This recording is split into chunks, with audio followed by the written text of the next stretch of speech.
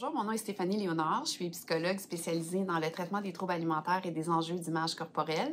Je suis aussi la fondatrice de l'organisme Bien avec mon corps. Notre mission, c'est d'aider les jeunes à avoir une image corporelle saine et positive.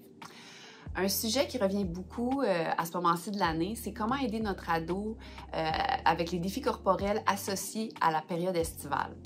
Alors, je voudrais vous proposer 8 suggestions pour vous outiller face à cet enjeu-là.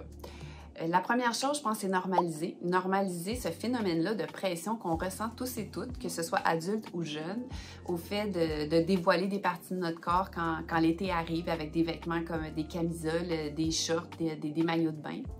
Et puis, deuxième chose, c'est qu'en tant que parent, souvent, on va vouloir rassurer notre enfant en le complimentant. Je vous dirais que c'est pas vraiment de ça que notre enfant a besoin. Je pense qu'il a besoin qu'on s'intéresse à son malaise, donc de le questionner, prendre le pouls de comment se sent notre ado en cette période-ci estivale. Donc, lui poser des questions ouvertes, sans jugement, dans un moment propice, évidemment. Puis par la suite, face à ce qu'il va nous dire, essayer d'être très empathique. Des fois, ça peut être plus difficile quand nous, on ne vit pas ces enjeux-là. Et vraiment d'être à l'écoute. Une autre partie importante, c'est de déconstruire la fausse croyance qu'on doit avoir un corps X qui doit être beau, valide, adéquat dans la société pour faire face à l'été. Souvent, ça c'est encouragé par beaucoup d'industries qui nous mettent de la pression en nous donnant des trucs supposément pour avoir soit le summer body ou toutes sortes de plans d'entraînement ou de plans alimentaires. Je pense de défaire toute cette idée-là avec notre ado, ça va lui faire vraiment beaucoup de bien. Si notre ado a des enjeux corporels durant cette saison-ci, on va sûrement vouloir qu'il s'expose pour pas éviter trop de situations, que ça empiète pas trop sur son été. Et c'est correct de vouloir l'aider. Si on l'aide, il faut qu'on y aille graduellement, progressivement, qu'on respecte son rythme.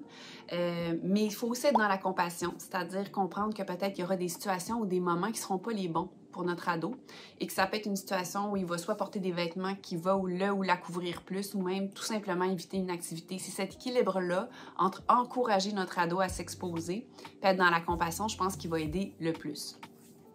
J'aime beaucoup suggérer aux ados de parler de leur malaise. Souvent, ils sont pas tout seuls, donc d'en parler avec leurs amis. Souvent, quand ils viennent en parler ensemble, ils peuvent s'encourager puis se dire que c'est pas vrai que cette pression-là va les empêcher de triper puis de vivre leur été comme ils en ont envie. Fait que ça, je pense que c'est une suggestion importante. Puis finalement, je dirais que c'est le moment aussi de peut-être proposer à notre ado d'aller sur les réseaux sociaux et de suivre des comptes qui parlent de diversité corporelle, qui vont donner des trucs pour se sentir mieux. Il peut y avoir des séries, des témoignages, des vidéos qu'on peut regarder aussi. Alors voilà pour une petite suggestion. Je vous dirais qu'en tant que parent, c'est correct de ne pas tout savoir, c'est correct de ne pas avoir tous les outils. Juste d'en parler, c'est déjà beaucoup pour aider votre ado à se sentir mieux durant cette période-là estivale. Bon été!